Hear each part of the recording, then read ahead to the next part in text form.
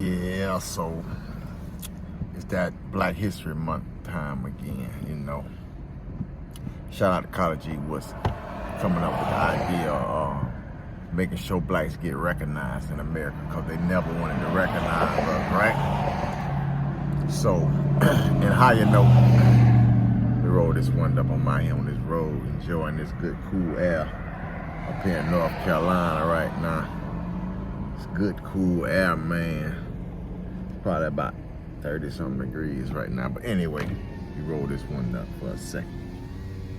Let me drop this here jewel on y'all real quick. So, what has happened across America, you got so many blacks who, they call us, or we classified as African Americans. There's so many blacks who don't want to be classified as African American. They just want to be American. They know nothing about Africa, have no knowledge absolutely at all of Africa, and they're not interested in Africa.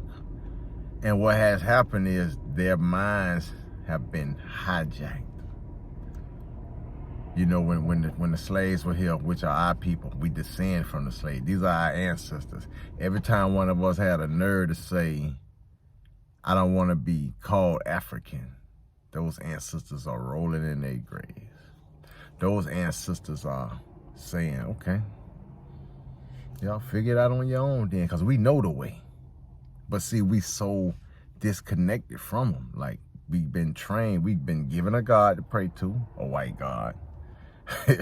We've been given a scripture to follow. We've been given all these things to keep us separated from Africa. So we don't have no part of Africa. Even Africans in Africa now look at us like we crazy when we even try to call ourselves African Americans, because we've been torn away from them. Like, all they know is America is a good place if you can get to America and get you some money, but they know America sucks. They know what America does to their country, and they know what America does around the world in the name of human protection. It goes around the world using its muscle and its power to proclaim that it's out policing human behavior and making sure that humans are not getting mistreated, when this country is the biggest human mistreater.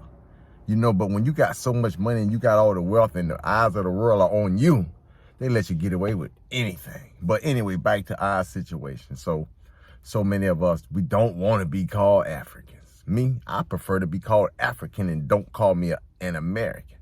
Here's why. Africans have culture. Africans have respect for their culture. Africans have family. It's a lot of Africans who go through a lot of the same stuff we go through economically, because the white people control Africa. And then the black people who are in power are controlled by the white people who control Africa. Just like the black people here who got power and got prestige, they being controlled by the white people who run this place. Not saying that all white people are evil or all white people are the devil. What I'm saying is that group that run this is evil, and that group that run this are devils. And they control not just here, they control, they muscle, they hand reach around the world. It's only about what? If I'm correct, it's about 11% of the human population make up Europeans. And they control, not saying all Europeans, but the Europeans who control, they control like 80% of the world. 11% population. That means these people don't care. They will get the job done by any and all means necessary. And they use us, the lower vibration people, to get the job done, because they don't know all of us and they can't come at all of us. So they just get one of us who they know, they dangle that carrot in our face, and we go get the job done. We'll kill Malcolm X, we'll kill Martin Luther King, we'll kill Tupac, we'll kill whoever. It don't matter. We'll turn on the Underground Railroad lady. I'm sorry, I can't call her name. Harriet Tubman. We'll turn on Harriet Tubman. That's why she pulled that shotgun out. No, ain't no more turning on me. We'll lay down and turn on the great Marcus Garvey. You see what I'm saying? We didn't listen to Dr. Joseph Ben and Dr. Clark. Like, we would turn our backs in a minute, so they know what to do. You know what I'm saying? But anyway, back to the matter at hand, because it's Black History Month. These blacks don't want to be called Africans. They want to be called Americans. So they don't have no culture. What they do, they have to try to adapt to the American culture. The American culture is a brutal, violent, ugly culture, for real. Yeah, it has beautiful things here. It has beautiful people here. But let's get to the crux of the matter. This is a ugly culture. Like, we breed violence and horror. Like, it's installed in us as kids, horror movies and haunted houses, and it's to play on our brain and to play on the memory of our brain. So our brain becomes kind of like it's almost like when your body goes through sickness and then it becomes immune. It builds up immunity to what they're trying to when they're trying to pump some type of medicine in you. Once it get to a certain level, your body starts, it shuts down, it becomes immune to that. So it's like it becomes with this violence, it's memory. Like, our brain it plays into our psyche. It comes almost like a second nature. And then most of us grow up in neighborhoods like it's shooting and stabbing, it's fighting every day. Every day it becomes normal to you. You ride by, you see somebody laying dead in the street, it becomes normal to you because you've seen it so much on TV already. The news playing it over and over and over. Like, this stuff, it's just like these people take psychology and they use the psychology to rule and to run and to govern us, right? But that's why such a small amount of people can control so much and so many. And then when you have no conscience, like when you teach the people to have a conscience, you teach the people, oh, you got to have a heart, or you got to think godly, or you got to live by the golden rules. So you set these rules up. Yeah, these are good rules. These are great rules. But when you don't play by them, when you don't honor any of it yourself, that's how you stay on top. Because you slapping people in the face and you telling them you got to turn the other cheek, or God not going to forgive you, or the God that's ugly to God. So they going for it because they don't want to be ugly in God's eyes.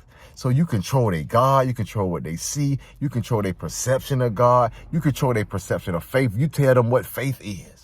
Like, you teach them how to think, you teach them how to go. So this is what has happened to the blacks in America. They have like, these people have stripped us of everything. So it's like, basically, we don't have nothing. So we become what we have became. And then they shine us all on the news, and then they take us and just demonize us as men and as individuals. And we go for it because it's already been done before our eyes on TV over and over and over again. It's already been done in our lives as we grew up, as we come up in our living surroundings, in our environment.